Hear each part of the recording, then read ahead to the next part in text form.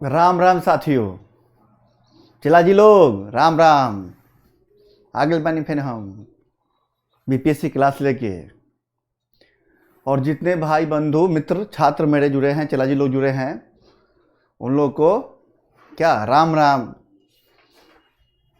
और जो बोलते हैं क्या, अरे मियाँ मुस्लिम लोग जो बोलते हैं, क्या बोलते हैं, खुदा हाफिज की सलाम अलैकुम सबको भाई मेरी तरफ से सत श्री अकाल। हम लोग जो क्लास कर रहे हैं वो बीपीएससी क्लास चल रही है, 68वीं बीपीएससी क्लास चल रही है। और अभी तक चल रहा है प्रश्नों का बौछार सीरीज, जिसमें चल रहा है इतिहास। और इतिहास क्लास में हम लोग किए थे मौर्य साम्राज्य। मौर्य साम्राज्य में पहली क्लास में हमने क्या पढ़ाया था, चंद्रगुप्त मौर्य और बिंदुसार। दूसरी क्लास में पढ़ा है अशोक, और आज पढ़ाएंगे प्रशासन। एक्चुअली हम चाहते नहीं थे कि क्लास लंबा हो ताकि बच्चे बोर होने लगे। मौर्य काल एक ऐसा काल है जिससे हर स्टेट पीसीएस में इसे प्रश्न बनते ही बनते हैं, और प्रश्नों के बौछार लगा देते हैं वो प्रश्न में। कभी कभी तो एक, कभी कोई दो, और हर स्टेट पीसीएस में जहां जहां इनका अभिलेख मिला अशोक का, और जहां जहां मौर्य प्रशासन का विस्तार था, जम्बू द्वीप की अवधारणा जो थी, पश्चिमोत्तर भारत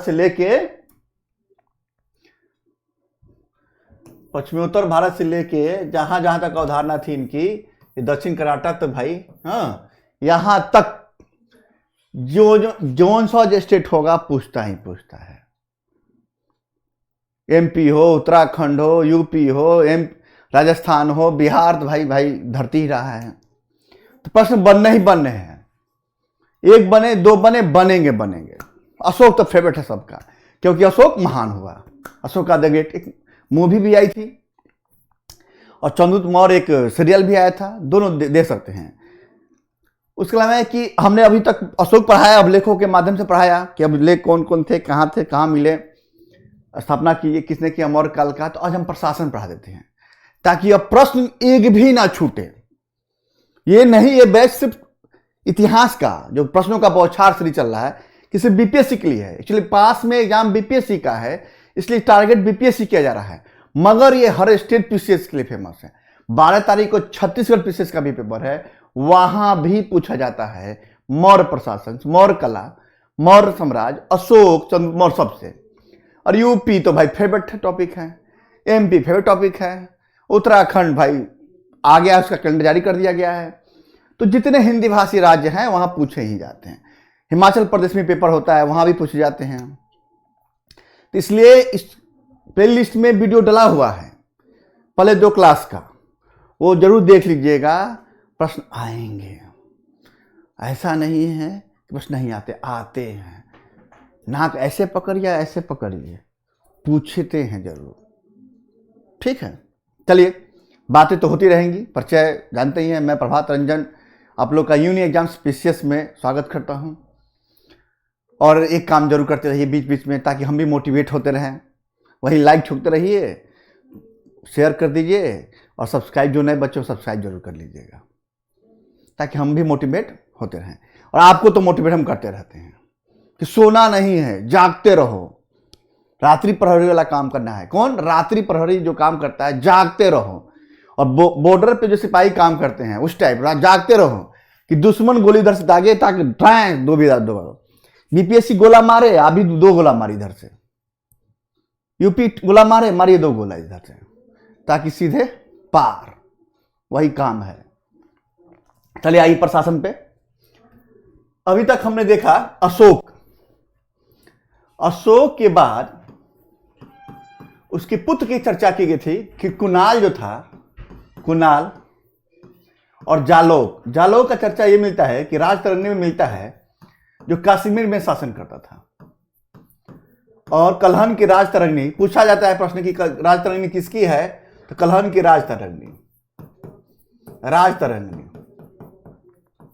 और कुणाल अंधा था, इसने शासन किया था। इस वंश का, मौर्य वंश का सबसे लास्ट शासक हुआ बृहदत्त,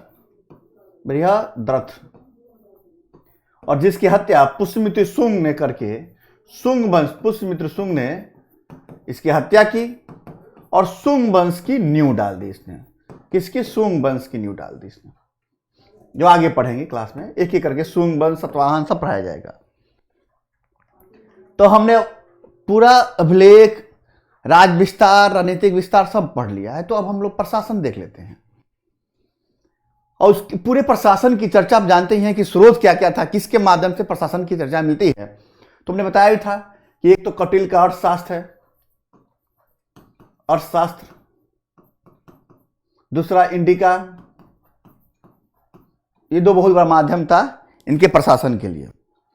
फिर जूनागढ़ अभिलेख, इस पर चर्चा हम कर चुके थे मौर्य के जानने के स्रोत के रूप में। अब हम करते हैं परिषद, कि मौर्य काल में परिषद के लिए किस शब्द का प्रयोग हुआ? परिषद के लिए कौन सा परिषद? आज जो मंत्री परिषद है उसकी बात मैं कर रहा हूं, तो वही मंत्री परिषद का उपयोग किया गया। लोकसभा का नहीं, राज्यसभा का नहीं, जो कैबिनेट मिनिस्टर होता है उसी की बात मैं कर रहा हूं। मंत्री परिषद, परिषद के लिए मंत्री परिषद का उपयोग किया गया था। उस समय मंत्री परिषद था, नई अवधारणा नहीं है मंत्री परिषद, पुरानी अवधारणा है।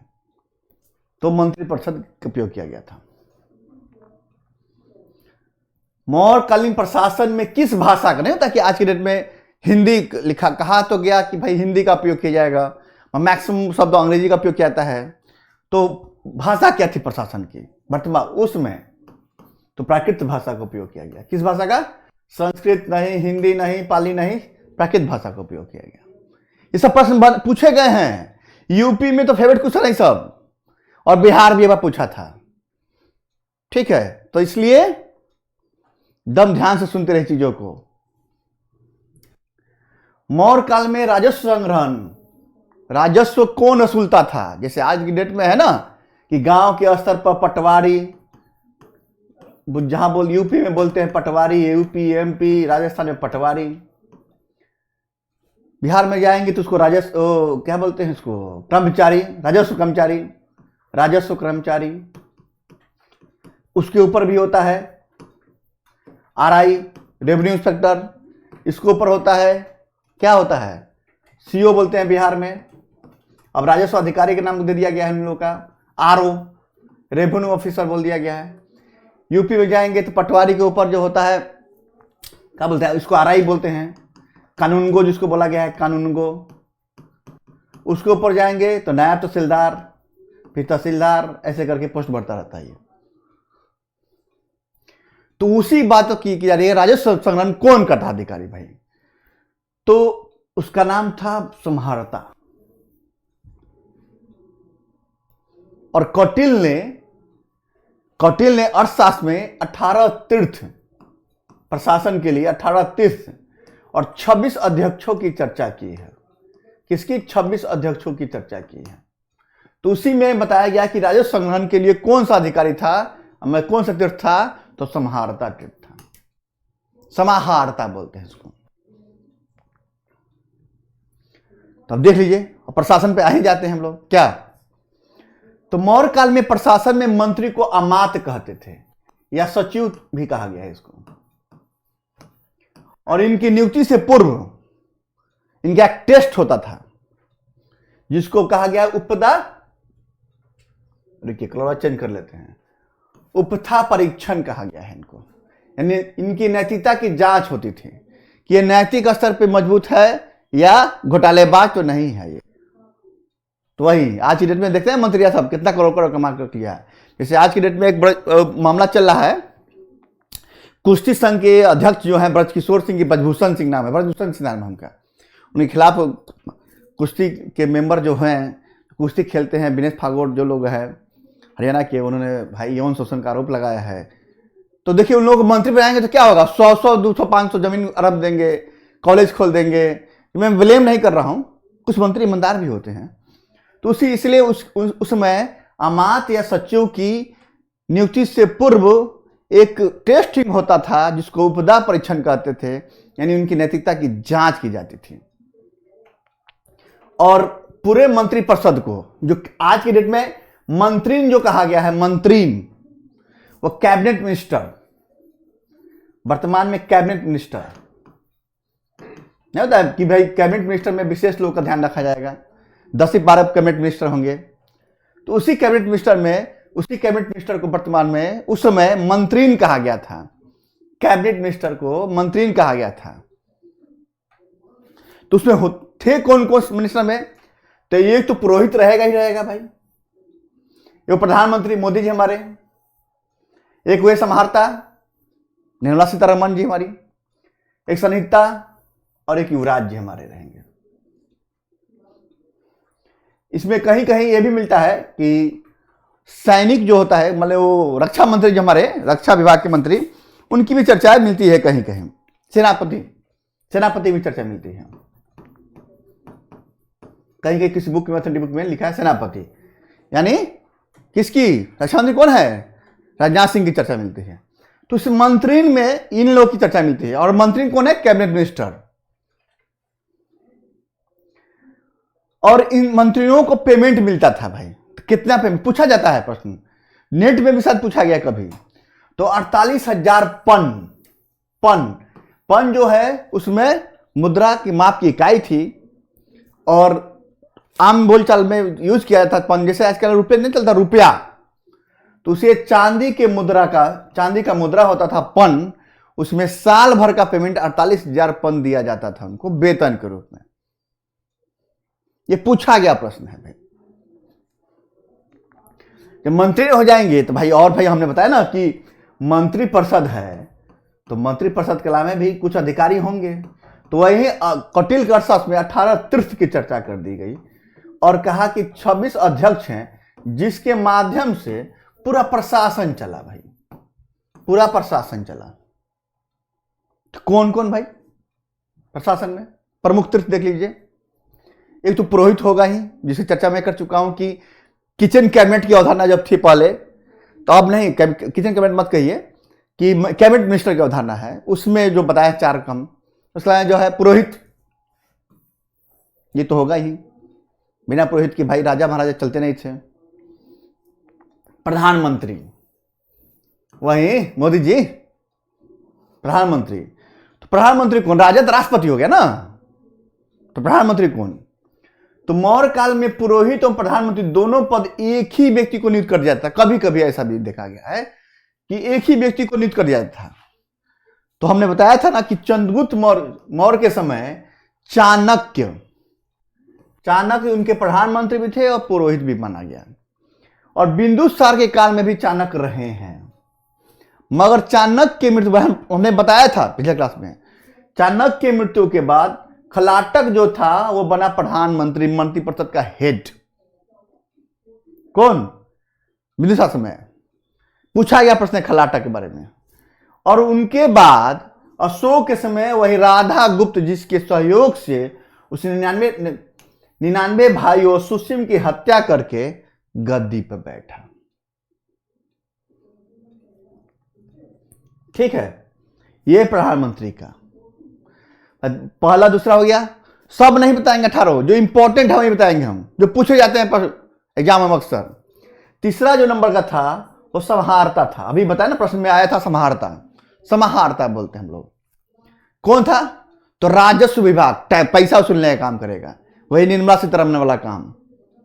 वित्त मंत्री पैसा वसूल लेके आ भाई, लेके आओ वसूल के, तो हम ना बजट पेश करेंगे हम।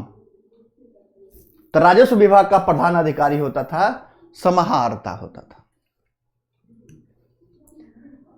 भाई। अब कोष बनेगा तो कोषाध्यक्ष भी बनेगा क्या? तो सनिधाता, ये पूछा गया प्रश्न है, बिहार में पूछा है और यूपी में दोनों पूछा है। सनिधाता किसको बोलते थे? तो राजकीय कोषाध्यक्ष को बोलते थे। और यूपी बिहार में अलग से नियुक्ति होती है अधिकारी के रूप में। किसकी? एक तो रजिस्ट्रार की नियुक्ति होती है, कोषाध्यक्ष की भी नियुक्ति होती है अलग से।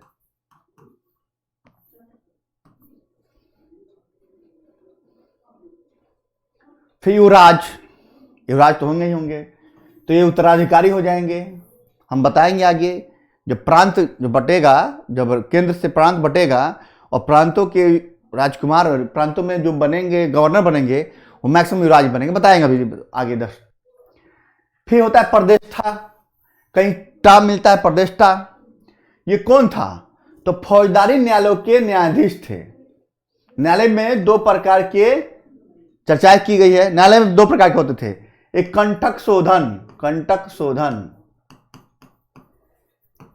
और ये इसी को बोलते थे हम लोग फौजदारी न्यायालय बोलते थे हम लोग। ठीक है। वो था धर्मस्थीय, जिसको दीवानी न्यायालय बोला गया है।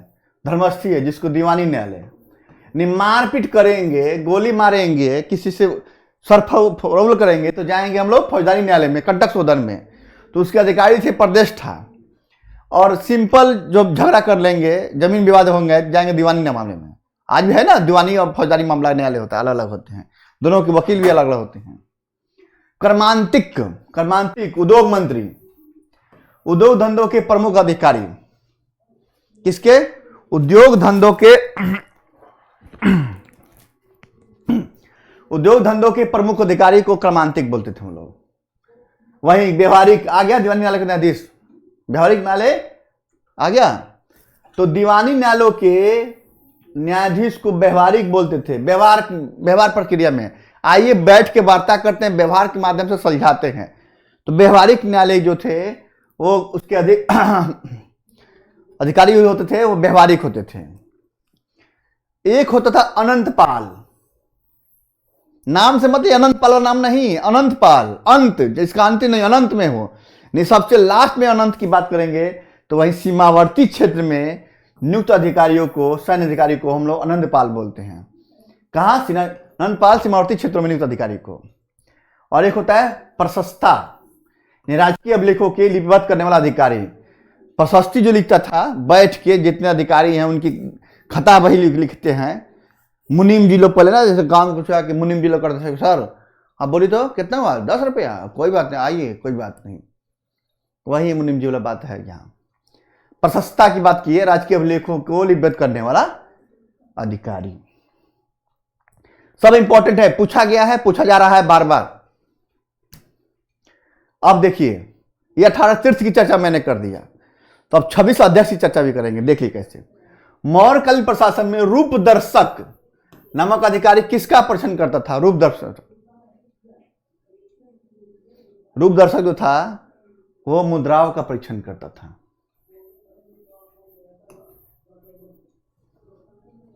मुद्राओं का परीक्षण करता था ये। आइए देखिए अध्यक्ष के प्रमुख अध्यक्ष कौन कौन है।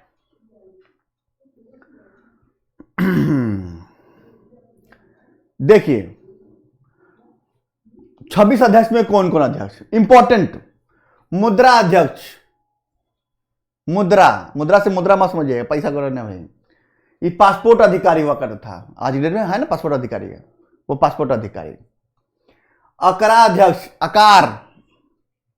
अकाराध्यक्ष बोलते हैं, वो खान का अधिकारी था। अकाराध्यक्ष खान का अधिकारी, खान विभाग से संबंधित अधिकारी था। सीता, कौन? राजकीय कृषि भूमि। सीता बोलते ना, सीता माता समा गई थी धरती में, तो इसीलिए सीता माता के नाम से सीता कहा। सीता अध्यक्ष जो था राजकीय कृषि भूमि का अधिकारी था। कृषि भूमि के लिए सीता का यूज किया गया है।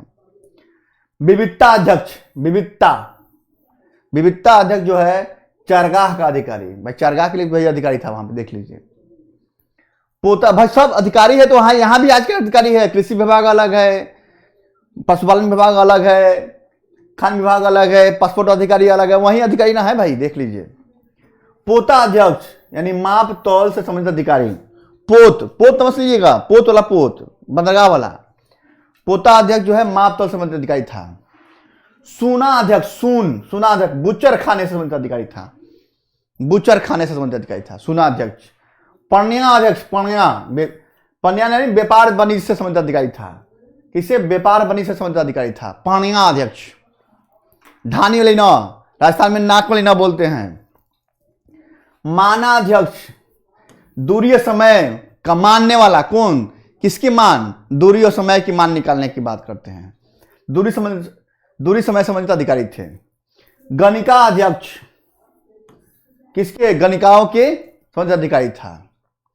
और अचपटलाध्यक्ष महालेखाकार, आज की डेट में होता है ना, महालेखाकार की बहाली होती है, हर राज्य में होते हैं। ये अलग से डिपार्टमेंट बना हुआ है, उसी में है महालेखाकार। अचपटलाध्यक्ष बोलते हैं, महालेखाकार बोलते हैं इसको लोग। इतने प्रमुख अध्यक्ष थे जिनके माध्यम से हम लोग प्रमुख है 26 अध्यक्ष, 26 को नाम नहीं याद रखना है, जो प्रमुख है उनकी मैं चर्चा यहां कर दिया हूं। स्क्रीनशॉट ले लीजिए, पॉज करके बार बार देख लीजिए, याद कर लीजिए, और बीच बीच में लाइक ठोकते रहिए और शेयर भी करते रहिए, और जो नए बच्चे हो सब्सक्राइब जरूर करते रहिए ताकि हम भी मोटिवेट होते रहें। अब न्यायालय प्रश्न के माध्यम से है, सब आएगा यहां पे। मौर्य काल में न्यायालय दो प्रकार के होते थे, दीवानी न्यायालय, सिविल न्यायालय का। और तो इसको सिविल न्यायालय क्या बोलते थे, वही धर्मस्थीय न्यायालय बोलते थे हम लोग, धर्मस्थीय न्यायालय, जिसके हेड कौन थे, व्यवहारिक। और न्यायालय के बारे में बोला गया कि 6 न्यायाधीश होते थे। आज के डेट में सुप्रीम कोर्ट में 31 न्यायाधीश है ना, 31 न्यायाधीश की नियुक्ति होती है टोटल। तो उसमें दीवानी न्यायालय में धर्मस्थ न्यायालय जो बोलते हैं उसको हम लोग क्या बोलते हैं, व्यवहारिक इसके हेड होते थे। और कंटक शोधन फौजदारी न्यायालय, आगे देखिए प्रश्न आएगा ये लगता है हमको। फौजदारी क्रिमिनल न्यायालय जो होता है तो उसको बोलते हैं कंटक शोधन न्यायालय बोलते हैं। इसके हेड थे प्रदेष्टा, यानी जो जज साहब जो प्रमुख उसके होते हैं प्रदेष्टा बोलते हैं इसको हम लोग। मौर्य काल में सेना, देखिए सेना गलती लिख दिया बचुआ, सेना के कितने भाग होते थे, 4 भाग। तो आप लोग भी जानते हैं 4 भाग होते हैं, तो सिंपल प्रश्न है। तो कौटिल्य ने सेना को 3 भागों में बांटा। कौटिल्य अपने अर्थशास्त्र में लिखता है कि सेना 3 भाग में था, और यह विभाग, ये जो विभाग थे किसके अधीन थे सेना के, कौटिल्य के अनुसार महामात्य सर्प के अधीन थे, महामात्य सर्प के अधीन थे। ये कौटिल्य के अनुसार सेना के 3 विभाग, ये इनके हेड कौन थे, तो महामात्य सर्प के अधीन थे। और प्लिनी ने कहा कि चंद्रगुप्त के पास 6 लाख की सेना थी, और प्लूटार्क ने कहा इसी 6 लाख सेना के माध्यम से उसने जम्बूद्वीप को रौंद डाला। और जस्टिन ने कहा कि चंद्रगुप्त की सेना को डाकू की सेना कह दिया। पूछा जाता है बार बार, प्लूटार्क, जस्टिन, प्लिनी की नेचुरल हिस्ट्री जानते ही हैं आप, नेचुरल हिस्ट्री।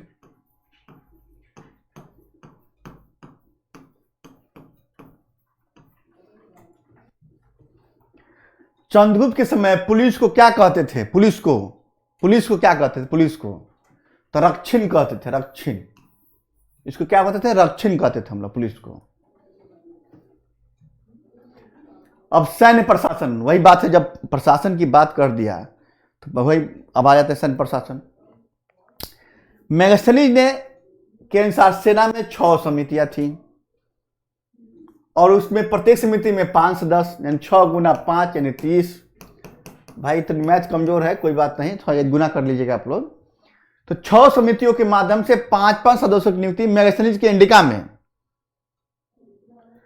तो यही बात उसने नगर प्रशासन के बारे में बोला है कि 6 समिति 5-5 मेंबर। पूछा जाता है प्रश्न ये बार बार। और पाटलिपुत्र को पालीबोथा बोल दिया था उसने, पाटलिपुत्र को पालीबोरथा बोला उसने। कौन कौन, एक पैदल चलेगा, आज भी है, एक रथ से चलेगा, एक अश्व, आज भी घोड़ा समिति है, हाथी वाला, नौसेना वाला, एक रसद विभाग, एक 6 सेना, पैदल भी आएगा, रथ के माध्यम से, अश्व घोड़ा के माध्यम से, गज के माध्यम से, नौसेना और रसद। और हाथी के लिए प्रसिद्ध है ये पूरा मौर्य काल का जो है मगध बेल्ट, पूरा हाथियों के लिए प्रसिद्ध था, पाटलिपुत्र बेल्ट। इसलिए चंद्रगुप्त मौर्य ने 500 हाथी उपहार दे दिया था, किसको, सेल्यूकस निकेटर को। अब देखिए आगे प्रश्न क्या है कि मौर्य काल में संस्था, कौन, गुप्तचर संस्था की बात मैं करता हूं। गुप्तचर संस्था 2 टाइप थे ये लोग, एक संस्था एवं संचार। संस्था जो था क्या, अस्थायी रूप से था, और घूमने का काम कौन करता था, संचार वाले लोग। प्रश्न देखिए, मौर्य काल में घूम घूम कर सूचनाएं एकत्र करने वाले गुप्तचरों को क्या कहते थे हम लोग, तो संचार, घूम घूम कर इकट्ठा करते थे, घूमते थे, संचरण करते थे, तो संचारण। ठीक है, और संस्था अस्थाई वाले। कौटिल ने गुप्तचरों को के लिए गूढ़ पुरुष शब्द का उपयोग किया है। कौटिल अर्थशास्त्र में गुप्तचरों के लिए किसका यूज किया है? गूढ़ पुरुष का यूज किया है। यह प्रश्न पूछा गया है। और गुप्तचर विभाग के लिए उसने क्या है? महामात्र सर्प, वही ये वाला बात, सेना वाली बात, इसी के अधीन, महामात्र सर्प के अधीन ही सेना रहेंगे, कौटिल ने बताया था। तो गुप्तचर विभाग के लिए उसने महामात्र सर्प की बात कह दिया। ये देख लीजिए यहां पे, महामात्र सर्प की बात। वहीं एक ही स्थान पर रहकर कार्य करने वाले गुप्तचरों को क्या कहा जाता था? तो अस्थाई कहा जाता था, यानी संस्था बोलते थे, यानी ये संस्था हो जाएगा। गुप्त काल के शासनकाल में, चंद्रगुप्त के शासनकाल में झील का निर्माण कराया था उसने।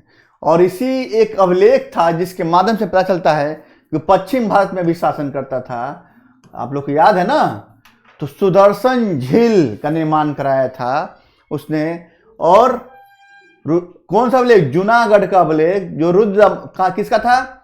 रुद्रदामन का था, जो गिरनार पर्वत पे है, सौराष्ट्र प्रांत पड़ता है, गुजरात का सौराष्ट्र प्रांत पड़ता है। और इसमें बताया गया कि पहली बार चंद्रगुप्त मौर्य ने सुदर्शन झील का निर्माण कराया था। इसका प्रांतपति कौन था? पुष्यगुप्त वैश्य था। इसका अशोक ने इसका जीर्णोद्धार कराया था, पुनर्निर्माण कराया था। ये तुषास्त्र था इसका हेड, यहाँ पे प्रांतपति यही था ना। और रुद्रदामन का जो हेड था वहां प्रांतपति, जिसने भी बेगारी प्रथा से उसका पुनरुद्धार कराया था, तो क्या था उसका नाम? सुविशाख था इसका नाम। मौर्य काल में मानक सिक्का क्या था? वही पन्न वाला सिक्का, मानक सिक्का। निक्स भी था, शतमान भी था, क्रिसल भी था। मानक सिक्का जिसके माध्यम से, जैसे ना चलता है आज के डेट में रुपया चलता है, उसी तरह मानक सिक्का था पन्न। और पन्न, इसी पन्न के माध्यम से पेमेंट करता था लोग। कोई बात नहीं, नाक से नहीं बोलना है। हाँ, कहें सर आप तो नाक से बोलना लगे। अरे नहीं बउआ, चला जी, नाक से नहीं बोल रहे हैं। ये जैसे कुछ लोग पान को पान बोलते हैं, नहीं, पान बोलता है, धाने वाली ना बोलते हैं हम लोग। तो सिक्का देख लीजिए कौन कौन सिक्के भाई, अब सोने के भाई कौन कौन। तो हमने बताया ना कि सोने के सिक्के प्रचलित थे यहाँ पे। उसका नाम था निक्स या स्वर्ण। पूछा गया प्रश्न है, निक्स सिक्के जो थे सोने के सिक्के थे या चांदी के सिक्के थे? तो निक्स थे सोने के सिक्के थे, या स्वर्ण तो सोना को स्वर्ण बोलते ही हैं। चांदी के सिक्के कौन? पन्न, जिसके माध्यम से पेमेंट होता था, ये चांदी के सिक्के थे। इसको कसारपन भी बोलते थे। क्या? कसारपन भी बोलते थे इसको। इसीलिए 1000 कसारपन की बात किया गया है चंद्रगुप्त मौर्य के खरीदने में। इन चांदी का सिक्का था ये। धरन या शतमान, ये सब बोला गया है। पन, कसारपन, धरन और शतमान। मास्क या कांकनी जो है, कांकनी जो बोलते हैं, वो तांबे के सिक्कों को बोला गया है। उसी मौर्य काल की बात मैं बात कर रहा हूं। तांबे के सिक्के के लिए मास्क या कांकनी शब्द का उपयोग हुआ है। और मौर्यकालीन मुद्रा जो है पन, जो चांदी का सिक्का था, जिसपे सूर्य, जैसे आज की डेट में आता है महात्मा गांधी का फोटो, किसी विशिष्ट व्यक्ति का फोटो, या कोई विशिष्ट व्यक्ति हो जाता है उसके फोटो में, कोई भी फोटो, महात्मा गांधी जरूर रहेंगे भाई, वो तो भाई इंपॉर्टेंट आदमी है ना। और साइन करता है गवर्नर, पता है ना आपको। तो सूर्य का फोटो, चंद्र का फोटो, मयूर का फोटो, पीपल का फोटो, बैल का और सर्प का।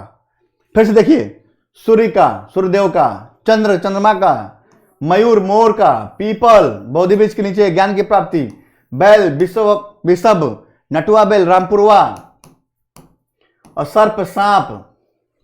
इन लोगों का फोटो मिलता था पन के, छपा हुआ था। इसी आकृति को पंचमार्क या आहत मुद्रा बोलते थे हम लोग। क्या बोलते थे? पंचमार्क या आहत मुद्रा बोल दे तो इसमें किसका किसका फोटो याद है ना? 1 2 3 4 5 6 ये छपाई होती थी हाथ मुद्रा में। सूर्य, चंद्र, मयूर, पीपल, बैल और सर्प की बात करता है। आगे देखिए, मौर्य काल में सर्वप्रथम, भारत में सर्वप्रथम मुद्राओं का प्रचलन किसने कराया था? तो वह मौर्य वंश ने कराया था। मौर्य वंश ने कराया था। एग्रोनोमी किस विभाग का अधिकारी था? एग्रोनोमी, बताइए आप लोग। कमेंट करके कमेंट सेक्शन में इसका नाम दीजिए। एग्रोनोमी का बात करेंगे हम लोग, थोड़ा जल ग्रहण कर ले हम।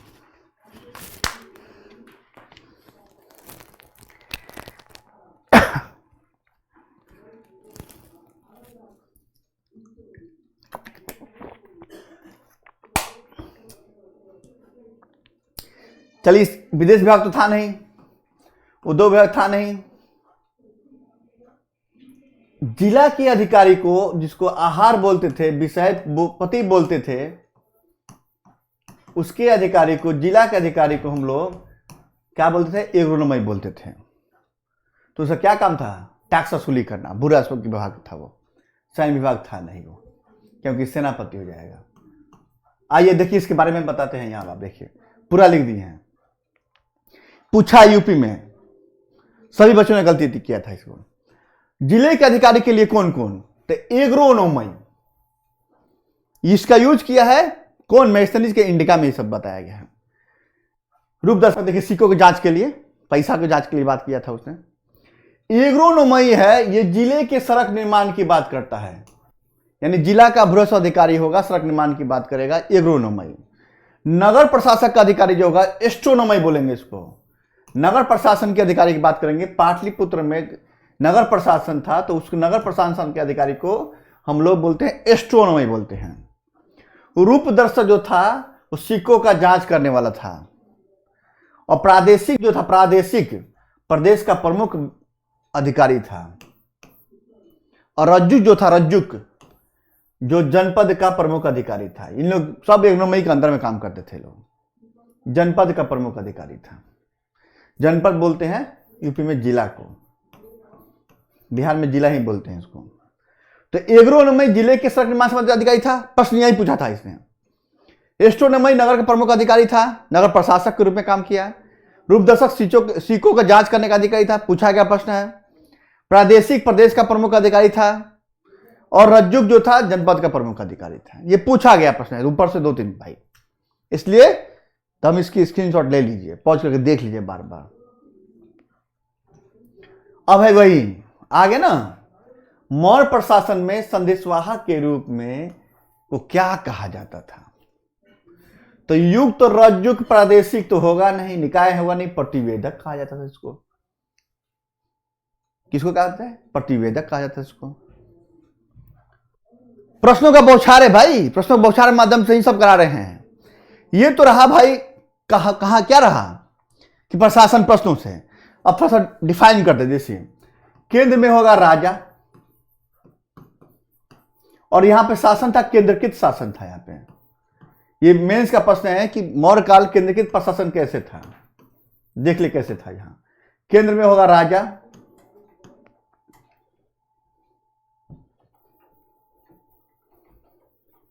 यदि स्टेटमेंट दे दे तो भी कंफ्यूज नहीं होना है। केंद्र में राजा, उसके बाद उसने चक्र या प्रांत में बांटा। क्या? प्रांत में बांटा अपने साम्राज्य को, जो आज के डेट में राज्य होता है। और इसका अधिकारी जो होता है, या तो युवराज होते थे, जो उत्तराधिकारी युवराज होते थे उनको भी होता था। और ये 5 प्रांत थे, ये 5 प्रांत थे, 5 चक्र या 5 प्रांत थे। और पांचों प्रांत की राजधानी देख लीजिए, सामने लिखा हुआ है। उत्तरापद की राजधानी कहाँ थी? तक्षशिला। ये देखिए उत्तरापद, जो तक्षशिला वाला बेल्ट, यहां पे जब नक्शा बनाएंगे इसे भारत का, तक्षशिला वाला बेल्ट, तक्षशिला, गांधार की राजधानी तक्षशिला। दक्षिणापद स्वर्णगिरी, दक्षिणापद को बोलते हैं स्वर्णगिरी। प्राची, पाटलिपुत्र, खुद केंद्र बिंदु, बिहार वाला बेल्ट। ऐसे बिहार का नक्शा देखिए, कहेंगे सर आप नक्शा तो नक्शा को पलट ही देते हैं। बिहार पटना वाला बेल्ट, प्राची पटना। अवंती उज्जैन, अवंती उज्जैन मध्य प्रदेश वाला बेल्ट। और कलिंग तोसली, तोसली को धौली बोलते हैं। इसकी 2 पार्ट थे, उत्तरी कलिंग को तोसली या धौली, और दक्षिणी कलिंग को बोलते हैं हम लोग समापा या जौगर।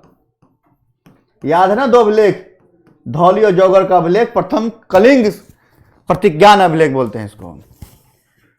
तो उत्तरा पूछा जाता है, उत्तरापद का तक्षशिला, दक्षिणापद का स्वर्णगिरी, प्राची का पाटलिपुत्रा, अवंती का उज्जैन, कलिंग तोसली।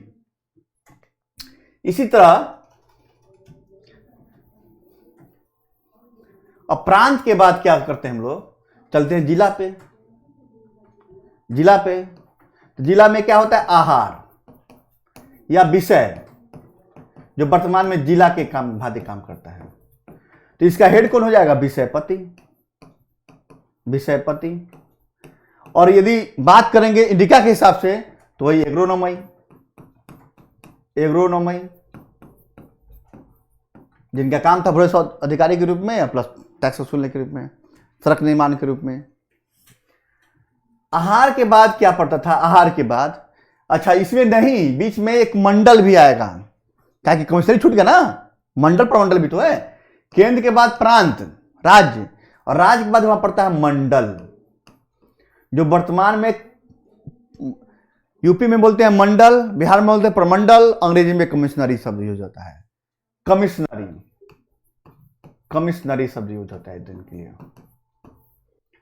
इसमें भी जो मंडल था इतने भाग में बांट दिया गया था कि देखिए, अब ये स्वर्णगिरी जो था इसिका मंडल का हेडक्वार्टर था। इसिका मंडल का, ये अलग से पूछता है कि इसिका मंडल का हेडक्वार्टर कौन था, तो स्वर्णगिरी था। और तोसली तो था ही कलिंग मंडल का।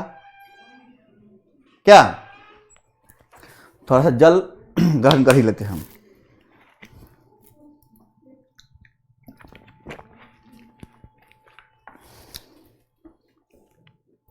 और इस मंडल के हेड को बोलते थे प्रदेशिका या प्रदेष्ठा।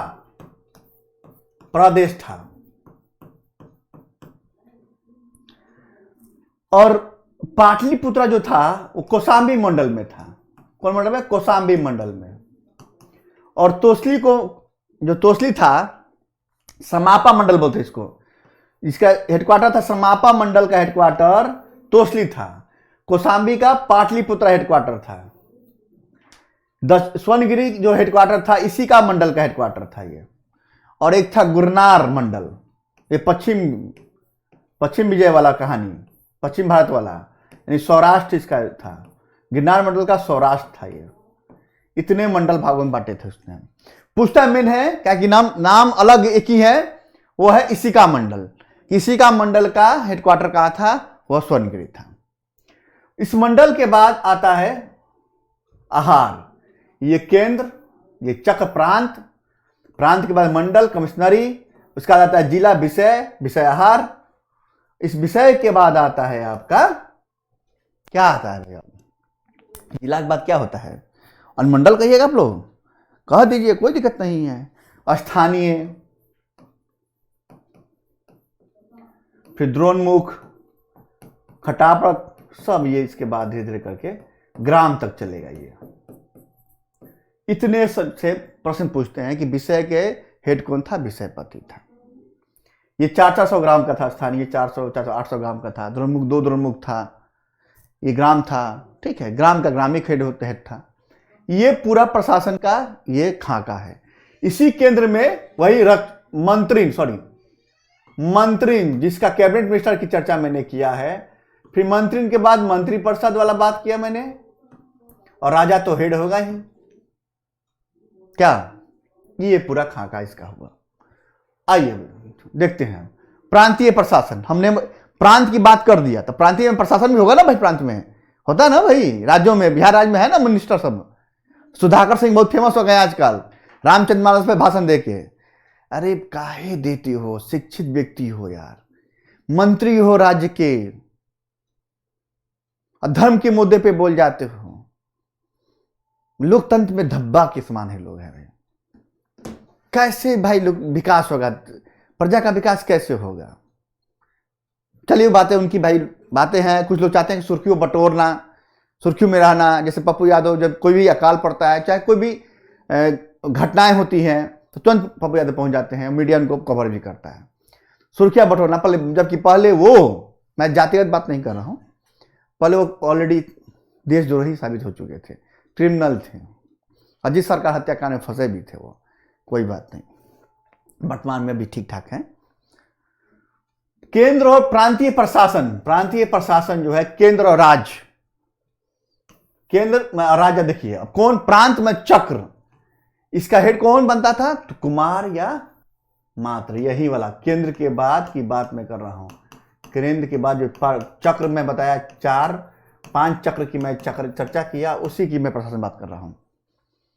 तो इसमें होता था कौन? कुमार या आर्यपुत्र, युवराज को घोषित किया था। मंडल, इसका मतलब है ना मंडल, कमिश्नरी भी तो आएगा भाई वर्तमान में मंडल। इसका हेड कौन? प्रतिष्ठा बोलते थे, प्रादेशिक भी बोलते थे इसको, प्रादेशिक भी बोलते थे इसको।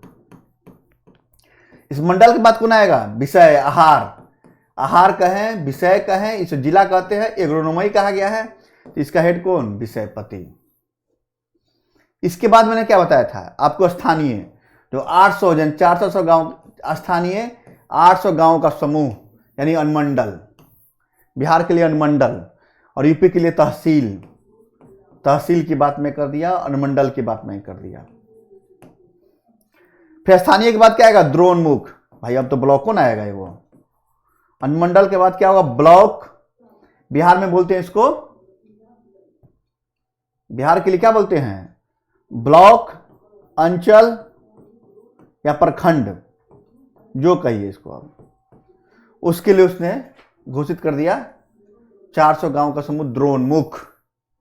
फिर उससे छोटा भी रखा, एक अंचल को रखा 200 गांवों का समूह, जिसको खरवाटिक बोलते हैं हम लोग, खरवाटिक।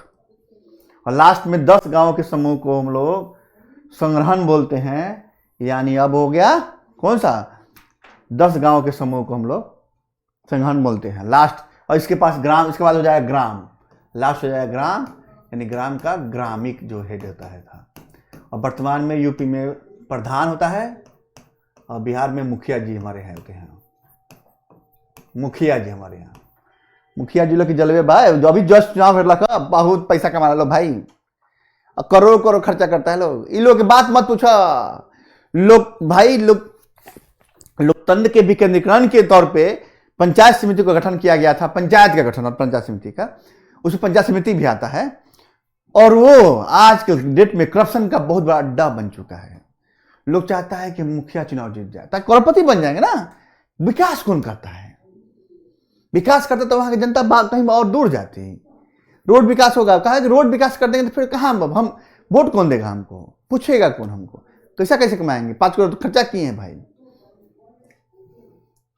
अब नगर प्रशासन, उसके अलावा नगर भी होगा, जैसे आज के डेट में नगर होता है तो नगर कार्यपालिका जो होते हैं हेड होता है, और कार्यपालिका जो है उसके अलावा मेयर, यदि नगर निगम होगा तो मेयर हो जाएगा। बिहार में 19 नगर निगम है तो मेयर होगा, और नगर पालिका होगा तो नगर पालिका अध्यक्ष होगा, इसका नगर पालिका अध्यक्ष होगा। तो नगर प्रशासन भी तो होगा, तो प्रशासन में कैसे चलेगा भाई? तो मौर्य काल में मेगास्थनीज के इंडिका में नगर प्रशासन की चर्चा की गई है, जिसमें बताया उसने कि 6 समितियों के माध्यम से ये नगर प्रशासन चलता था, जिसमें 5-5 मेंबर, 6 गुना 5 यानी 30 मेंबर मिलके पूरा नगर प्रशासन चलाएंगे।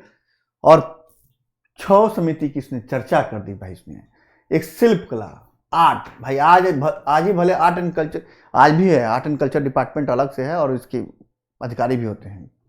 विदेश समिति, भाई विदेश समिति तो होता ही नहीं है वो तो भाई। जनसंख्या समिति, उद्योग व्यापार समिति, वस्तु निरीक्षक समिति होता है ना, सप्लाई इंस्पेक्टर भाई, मार्केटिंग सप्लाई, और कर निरीक्षक भी है भाई। सब अधिकारी है भाई, आज की डेट में भी कुछ अधिकारी है इसमें। ये रहे 1 2 3 4 5 6 शिल्प कला, ये सब नहीं पूछेगा यही नगर प्रशासन में कितनी समितियां, कौन कौन है। एक बार यूपी में पूछ दिया था कि कौन समिति नहीं है इसमें भाई, तो लो भाई, शिल्प कला, विदेश समिति, जनसंख्या समिति, उद्योग व्यापार समिति, वस्तु निरीक्षक समिति, कर निरीक्षक समिति, इतनी समितियां हैं भाई। और मौर्य काल में अर्थव्यवस्था देख लेते हैं, पैसा कैसे आएगा भाई। भूमि होगा तो टैक्स आज भी वसूली होती है, हाउसिंग होल्ड अलग होता है, यदि कमर्शियल बिल्डिंग होगा तो उसका टैक्स अलग होगा, ग्रामीण भूमि का टैक्स अलग होगा। और यहां भी अब उसमें क्या था कि भाई भूमि के माध्यम से टैक्स वसूला जाता था। कहा गया कि 1/6 से लेके 1/3 तक की भूमि कर लगाई जाती थी, भू कर लगाई जाती थी। और एकमात्र जहां 1/8 किया गया वह रोमन देई का लुम्बिनी अभिलेख था, रुमनदेही का लुम्बिनी अभिलेख, जिसमें अश्व की आकृति मिलती है, जो धार्मिक और बलि कर्ज था उसको कम करके 1/8 कर दिया गया, यानी अभिलेख जो हो गया आर्थिक अभिलेख के रूप में फेमस हो गया। और लुम्बिनी जो है महात्मा बुद्ध की जन्मस्थली है। अर्थशास्त्र में 21 कर का उल्लेख किया गया है। ये सब बकवासी बातें हैं, पूछता उछा नहीं है, मगर है भाई। बच्चे कहते हैं कि नहीं सर थोड़ा फैक्चुअल पढ़ा दीजिए, लो भाई पढ़ लो तुम भी। तो राजकीय भूमि को वही सीता, यानी इसके अधिकारी को सीता अध्यक्ष की चर्चा किए थे, तो सीता अध्यक्ष, सीता जी को हर जगह मारेगा भाई सब मिलके। अरे सीता माता है भाई। कौटिल्य ने अर्थशास्त्र में सिंचाई व्यवस्था की बात की है और उसके लिए सेतुबद्ध शब्द का प्रयोग किया है। ठीक है, सिंचाई व्यवस्था के लिए सेतुबद्ध शब्द का प्रयोग किया है। किसके? सेतुबद्ध शब्द का प्रयोग किया है। इससे भी टैक्स लिया जाता था भाई, सिंचाई व्यवस्था के लिए भी। और मौर्य काल में भाई आप जब कैलेंडर जारी करेंगे तो वो पीछे कहां, वर्तमान में ग्रेगोरियन कैलेंडर चलता है, शक संवत विक्रम संवत जानते ही हैं। तो ये पूछता है कि नहीं देखिए भाई आप जब जारी करेंगे कैलेंडर तो हमारा कैलेंडर भी तो होगा। तो जुलाई माह से शुरू होता था उनका कैलेंडर, हम लोग का कैलेंडर शुरू होता है जनवरी से, इंग्लिश के हिसाब से, अंग्रेजी के हिसाब से। हिंदी में जाएंगे तो 22 मार्च यानी चैत्र माह जो होगा पहला माह होगा हिंदी माह से। और यूपीएससी से क्वेश्चन पूछा इस पे, 22 मार्च माना जाता है इसका डेट, 22 मार्च को। इंग्लिश में जनवरी 1 जनवरी से शुरू होगा क्या? तो ये मौर्य साम्राज्य कैलेंडर जुलाई से माह से शुरू होता है। आय के प्रमुख स्रोत कहां कहां से थे, कहां से टैक्स आएंगे भाई? भूमि तो आएगा ही, और भी बता ना कि दुर्ग से भी कर लेंगे लोग, नगरों से, दुर्ग नामक कर प्राप्त होते थे, नगरों से आय जो प्राप्त करेंगे उनसे टैक्स। रोड पे सामान लगाएंगे, घर बन जाएगा नगर में तो उस पर भी टैक्स लगेगा आपको, आज भी देते हैं टैक्स आप लोग, उसको बोलते हैं दुर्ग। जन्म राष्ट्र कहते थे, जनपद से आए, जिला से जो टैक्स आता था, जिला में बहुत प्रकार कर लगता है। खनी, जो खानों पे जो टैक्स लगेगा उसको खनी बोला गया है। क्या बोला गया? खनी बोला गया है। फल फूल सब्जी भी उससे प्राप्त आय, उस पर प्रोडक्शन करेंगे तो उस पर टैक्स लगता है, सेतु कहा गया है। जंगल से प्राप्त आय वन कहा गया है टैक्स के रूप में, दावनाल वन कहा गया है, इसको अरण्य भी बोलते हैं। जब परिवाची पढ़ेगा हिंदी का तो अरण्य भी कहा जाता है इसको। पशुओं से ब्रज टैक्स लिया जाएगा, पशुओं से प्राप्त है। और रोड पे चलिएगा, जलमार्ग यूज कीजिएगा, स्थल मार्ग जलमार्ग कुछ भी यूज कीजिएगा, वो भी टैक्स दीजिएगा, आज ही देते हैं। गाड़ी खरीदे होंगे तो रोड टैक्स लगेगा आपको, पैदल पथ को नहीं किया जाता है, तो उससे टैक्स को बनिक पथ कहा गया है। बनिक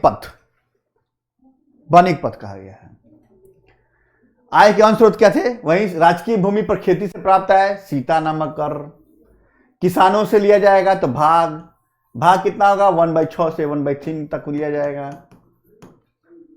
परनय जो कर लिया जाएगा, परनय वो संकट काल में प्रजा से लिया जाएगा। यदि अकाल आ गया तो आज भी लिया जाता है, अकाल से जैसे आज भी लिया जाता है टैक्स, तो परनय कर संकट काल में जब आ जाएगा तो भाई टैक्स बढ़ा दिया जाएगा, तो परनय में कर लिया जाएगा, अलग से कर लिया जाएगा। निःशुल्क विशिष्टि, वही निःशुल्क श्रम में रोजगार, पहली बार बैठ बेगारी की प्रथा रुद्रदमन के जूनागढ़ अभिलेख में मिलता है। निःशुल्क श्रम रोजगार, यदि गांव में आप किसी को पैसा दे दिए, बहुत से जगह मिलेंगे, पैसा दे दिया गया उनको तो वो बंधुआ मजदूरी कराते हैं, फ्री कॉस्ट काम कराते हैं जब तक पैसा वसूल न हो जाता है। उसको बस क्या क्या विशिष्ट कहा गया है, उसको विशिष्टि कहा गया है। निःशुल्क श्रम या बेगार। बलि वही प्रकार का कर था, धार्मिक कर था, जिसकी बात 1/8 में किया गया है। हिरन मतलब अनाज के रूप में टैक्स लिया जाएगा। नगद, अनाज के रूप में लेके नगद लिया जाता है, यानी नगदी फसलों पर लिया जाता है हिरण्य के रूप में। और रज्जु, भूमि की माप हेतु कर लिया जाता है, भूमि का माप भी किया जाएगा ना तो उसके लिए अलग से टैक्स रज्जु नाम कर लिया जाएगा। और वर्तनी, सीमा पार करने पर लिया जाना टैक्स, आज भी लेता है भाई लोग। इंपोर्ट जो बिजनेस करते हैं, चाहे सामान इधर से उधर होता है, तो वर्तनी सब शुद्धि का सब टैक्स लिया जाएगा। आज इंपोर्ट टैक्स लिया जाता है, टैक्स लिया जाएगा। टैक्स का दायरा कम नहीं हुआ, उसमें भी टैक्स था। और कौटिल्य ने अर्थशास्त्र में किस प्रकार के टैक्स की बात की है, इसमें एक दो पूछते हैं, जैसे सीता पूछ दिया, वशिष्ठ पूछ दिया, परनय पूछ दिया, हिरण पूछ दिया, पूछा जाता है, इसलिए मैं पढ़ा रहा हूं बार बार। और आता है और आएगा, याद कर लीजिए, छप जाएगा दिमाग में आप लोग के। व्यापार वाणिज्य भाई, व्यापार जल मार्ग स्थल मार्ग दोनों से होता था। तो स्थल मार्ग द्वारा भाई उसमें जल मार्ग का ज्यादा विकास नहीं हुआ था, तो स्थल मार्ग के द्वारा ज्यादा विकास हुआ, दक्षिणा पथ के माध्यम से माना गया। तो 2 बंदरगाह थे इसमें। ताम्रलिप्ति बंदरगाह पूछा गया कि ताम्रलिप्ति बंदरगाह कहाँ पे है, तो पश्चिम बंगाल में है। और एक उत्तरापद, स्वामी उत्तरापद की चर्चा की गई है, जो सूती वस्त्र के लिए फेमस था। ये सब बात बकवास की बात है, बच्चों के नॉलेज के लिए बता देते हैं हम। मेगास्थनी जो 2 पथ की बात की है, उत्तरापद और दक्षिणापद। उत्तरापद की पूछा जाता है कि उत्तरापद की चर्चा किसने किया और उत्तरापद कहाँ से कहा जाता है। तो उत्तरापद की चर्चा इंडिका में की गई है, जो मथुरा से होकर, उत्तरापद मथुरा से होकर, यूपी के मथुरा से होकर हजारा, पेशावर, यहाँ तक देखिए फिर से मैप बनाते हैं, देखिए फिर समझ में आ जाएगा। अरे कहाँ भाग रहा है, देख रहे हैं, ये मथुरा से होते हुए हजारा, गुजरात का हजारा, पेशावर होते हुए पाकिस्तान और पेशावर, और तकसीला गंधार तक जाएगा। ये उत्तरापथ हो गया पूरा। और दक्षिणापथ जो जाएगा एक स्वर्णगिरी तक जाएगा, कर्नाटक के स्वर्णगिरी तक, स्वर्णगिरी की बात की गई उसकी बात है। ईशिका मंडल मतलब दक्षिणापथ की राजधानी स्वर्णगिरी तक जाएगा। ये शिल्प था, तो व्यापारियों ने भाई शिल्प व्यापार करेंगे, तो व्यापारी क्या करते थे कि व्यापारियों ने बना लिया एक संगठन जिसको कहा गया गिल्ड। श्रेणियों ने संगठन बनाया, उसको कहा गया गिल्ड। और गिल्ड का प्रधान कौन होता था, प्रधान श्रेष्ठी कहते थे। और सभी गिल्डों के जितने भी गिल्ड थे, श्रेणी थे, उनके चुनाव के लिए श्रेष्ठिन का चुनाव पूछा गया एक बार था, इसलिए मैंने लिख दिया था। सभी गिल्डों के श्रेष्ठी मिलकर श्रेष्ठिन का चुनाव करते थे। ठीक है, अब देखिए माप की इकाई देखिए, तौल की सबसे बड़ी इकाई, माप तौल की बात मैं कर लेता हूं, ये तो व्यापार वाणिज्य की बात करता हूं। तौल की सबसे बड़ी इकाई क्या है, आढ़क। तौल की सबसे बड़ी इकाई नहीं तौलने का होता है, kilo, 2 kilo, 5 kilo, 10 kilo, 100 kilo, maximum 1 quintal का जाता है। वहीं सबसे बड़ी इकाई आढ़क और सबसे छोटी इकाई स्वर्णमासा होता है। पढ़ाना सब पड़ता है भाई, भले प्रश्न पूछे ना पूछे, बच्चे कहते हैं सर ये प्रश्न छोड़ दिया आपने, पूछ दे तो हम क्या करेंगे, तो इसलिए पढ़ाना सब पड़ता है। तौल की सबसे बड़ी इकाई क्या है, आढ़क है, और सबसे छोटी इकाई स्वर्णमासा है। मान की सबसे बड़ी इकाई, मानने वाला मान, दूरी मान की मान बात है, योजना, और सबसे छोटी इकाई परमाणु है। ये अणु पता है ना, केमिस्ट्री पढ़ते हैं, अणु और परमाणु, परमाणु से अणु का निर्माण होता है ना, उल्टा कह दिया क्या, थोड़ा साइंसवा कमजोर है बउआ, क्या करें हम। रास्ते में इनके लिए सार्थवाहा शब्द का उपयोग किया गया है। रास्ते में पथ प्रदर्शक जो थे उनके लिए सार्थवाहा शब्द का उपयोग किया गया। ये सब जो भी इसमें लिखा गया है सब प्रश्न पूछे गए हैं, क्योंकि प्रश्नों का बौछार से चल रहा है, इसलिए प्रश्न के माध्यम से, कुछ 1 लाइन प्रश्न के माध्यम से, कुछ प्रश्न में एबीसीडी के ऑप्शन के माध्यम से मैंने बताया आपको। और रट लीजिए, बार बार मैं कह रहा हूं, छप जाएगा। मौर्यकालीन समाज, अब समाज तो जान लीजिए क्या कि कहीं स्टेटमेंट दे दे तो क्या कीजिएगा। मौर्य काल के अनुसार मेगास्थनी ने 7 भागों में समाज को विभाजित किया है। ठीक है, तो एक कहा उसने दार्शनिक होगा, इंपॉर्टेंट बताते हैं, इंपॉर्टेंट, दार्शनिक होगा, किसान होगा, चरवाहा होगा। भाई दार्शनिक होगा, किसान होगा, चरवाहा होगा। शिल्पी की बात तो उसने किया ही किया, शिल्पी या कारीगर, क्या शिल्पी कारीगर बात किया। योद्धा और निरीक्षक, योद्धा होगा, निरीक्षक होगा और सभासद होगा, सभासद होगा। दार्शनिक देखिए, अब दार्शनिक, शिल्पी या कारीगर, किसान, चरवाहा, योद्धा, निरीक्षक और सभासद, इतने 1 2 3 4 5 6 7 ये समाज की बात उसने कर दिया। समाज था प्रतिशतात्मक, आज भी है। कौटिल्य ने समाज में 9 प्रकार के दास की चर्चा की है, और दास की चर्चा नारद स्मृति ने भी की है, जबकि मेगास्थनी ने दास की चर्चा नहीं किया था। इसने दास प्रथा की चर्चा नहीं किया था इसने।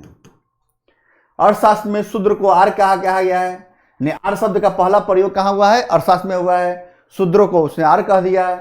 मनोरंजन के लिए प्रमुख साधन क्या थी, गणिकाएं थी। यहाँ पे अमरपाली की याद है, वैशाली के नरबलू अमरपाली की चर्चा मिलती है यहाँ पे।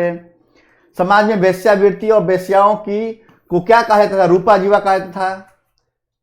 क्या कहा जाता? वेश्यावृत्ति को या वेश्याओं को रूपा जीवा कहा जाता था। और कौटिल्य ने आर्ष विवाह की चर्चा की है, याद है ना, विवाह की 8 प्रकार। तो 8 विवाह की चर्चा उसने किया है। उसके बाद समाज में स्त्रियों की दशा भी ठीक ठाक थी, ज़्यादा अच्छी नहीं थी कहा जाता है। और कहा जाता है कि अनिष्कासनी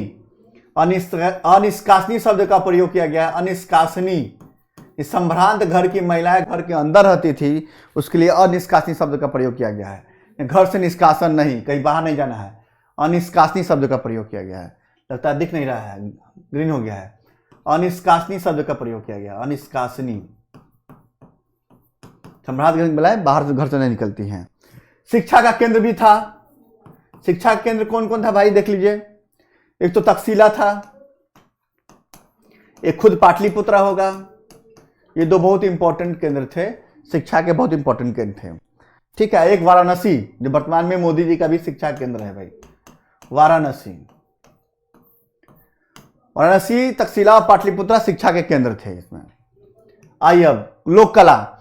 कला अलग से पढ़ना होता है, मगर बिहार में लोक कला से प्रश्न पूछते हैं, इसलिए मैं बता देता हूं। उसके अलावा स्तूप मैं पढ़ाया था अशोक अभिलेख के माध्यम से, थोड़ी लोक कला जान लीजिए। ठीक है, देवताओं की मूर्तियां बनने लगती थी, उसको बनने का भी लगती थी। मतलब पतंजलि के महाभाष्य में इसका उल्लेख हुआ है कि देवताओं की मूर्तियां बनने लगी थी। ये अभिलेख है, पतंजलि का महाभाष्य था, व्याकरण ग्रंथ था, इसी में उल्लेख हुआ है देवताओं की मूर्तियां भी बनने लगी थी। सर्वाधिक मूर्तियां बनी है यक्षशनी की मूर्ति बनी है। ये कर्नाटक में भी मिलता है साक्ष्य और बिहार में भी मिलता है साक्ष्य इसका, यक्षशनी का। तो साक्ष्य मिलता कहाँ है? तो बिहार के दीदारगंज में से प्राप्त चमार ग्राहनी की मूर्ति। ये मेंस में कोई लिखना होगा तो लिखा जाएगा। और बिहार में पूछा गया प्रश्न की चमार ग्राहनी की मूर्ति कहाँ मिली है, तो दीदारगंज में मिला है। सांची से प्राप्त, सांची कहाँ? Raisen district MP। सालभंजिका और बेसनगर से प्राप्त गरुड़ आकृति भी मिली है। सांची से सालभंजिका मिला है और बेसनगर से गरुड़ की आकृति मिली है। बेसनगर से गरुड़ की आकृति मिलती है, दोनों MP वाला बेल्ट है ये। और बिहार के बुलंदीबाग से एक रथ पहिया मिला है जिसमें 24 आड़िया है। यानी कहता है कि कहीं चक्र तो नहीं है ये, जबकि सारनाथ से चक्र लिया गया था, सारनाथ से। सांची सारनाथ में 4-4 सिंह, नंदगढ़ और बसाड़ में 1 सिंह, रोमन देवी में अश्व की उल्लेख मिला है। ये स्तूप पे बता रहा मैं। और संकिसा में हाथी, ये मिला है इतना जगह पे उसके स्तूप पे फिगर जानवरों का। ठीक है, ये रहा कथा वाचन कर दिया आपके लिए। हम कहें कि भाई आपने कहा कि सर अपने कथा कर दिया है, ताकि गांव में चली कथा कह दिया जाता है। तो 7 अध्याय कथा की चलती हैं, ठाकुर जी की पूजा होती है, 7 अध्याय चलती है। 7 अध्याय समाप्त हुआ, मौर्य साम्राज्य समाप्त हुआ। और मौर्य साम्राज्य से एक कम से कम और 1 से अधिक 2 प्रश्न पूछते हैं। हर स्टेट PCS के लिए ये बहुत इंपॉर्टेंट है।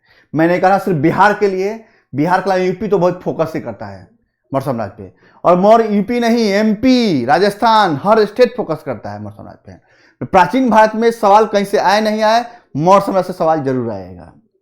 इसलिए इसको बार बार पॉज करके, बढ़ा के, घटा के, जैसे देखना हो देख लीजिए। बाकी इसकी पिछले की क्लास जो है वो प्लेलिस्ट में डली हुई है, वहां से देख सकते हैं। इसके बाद BPSC के लिए चल रहा है भूगोल श्रृंखला, उसकी भी क्लास कंटिन्यू चल रही है, वो डला हुआ है प्लेलिस्ट में, वहां से जाकर देख सकते हैं आप लोग।